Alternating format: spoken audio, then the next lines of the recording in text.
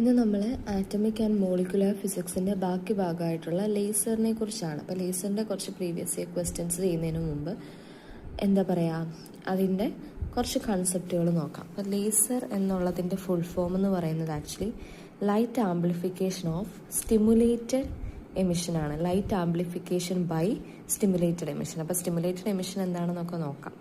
നമ്മൾ absorption, stimulated emission, spontaneous emission ഒക്കെ പഠിക്കും.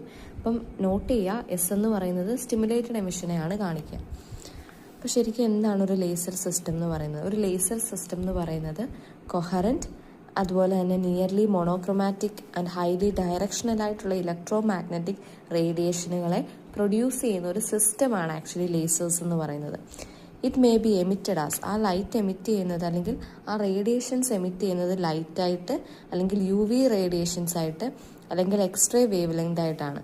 അപ്പം ലൈറ്റ് അല്ലെങ്കിൽ എക്സ്റേ അല്ലെങ്കിൽ യു വി ആയിട്ടാണ് ഈ റേഡിയേഷൻസ് എമിറ്റ് ചെയ്യുക. അപ്പോൾ light amplification by stimulated emission of radiation is abbreviated as laser. Abbreviate ചെയ്യാന്ന് വെച്ചാൽ ലൈറ്റ് ആംപ്ലിഫിക്കേഷൻ ബൈ സ്റ്റിമുലേറ്റഡ് എമിഷനെ നമ്മൾ ചുരുക്കി പറയുന്നതാണ് ലേസർ എന്നാണ് ഉദ്ദേശിക്കുന്നത്.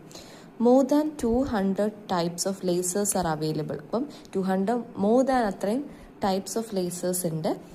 അതിൻ്റെ പ്രത്യേകത എന്താണെന്ന് വെച്ചാൽ അവർക്ക് ഓരോരുത്തരുടെയും പവർ വ്യത്യാസമായിരിക്കും, സൈസ് അനുസരിച്ച്, പെർഫോമൻസ് അനുസരിച്ച്, യൂസും കോസ്റ്റും അനുസരിച്ച് ഇത്രയും ടൈപ്സ് ഓഫ് ലേസേഴ്സ് ഉണ്ടെന്നാണ് പറയാം.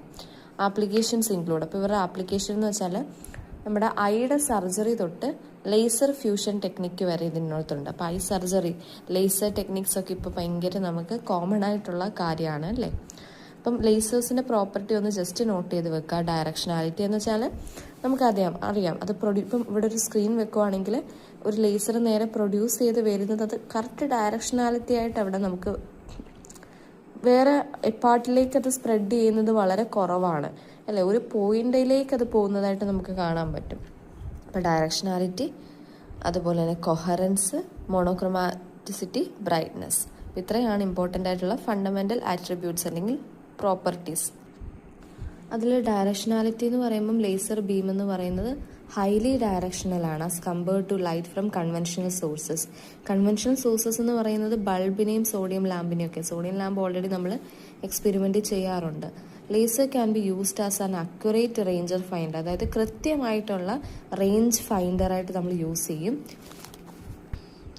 അപ്പം അതിനൊരു റേഞ്ച് ഫൈൻഡറായിട്ട് ഉപയോഗിക്കും, കാരണം അതിന് നാരോ ആംഗുലാർ സ്പീഡാണ്. Beam can be directed into a thin optical fibre. High directionality makes it to focus the laser to a very small area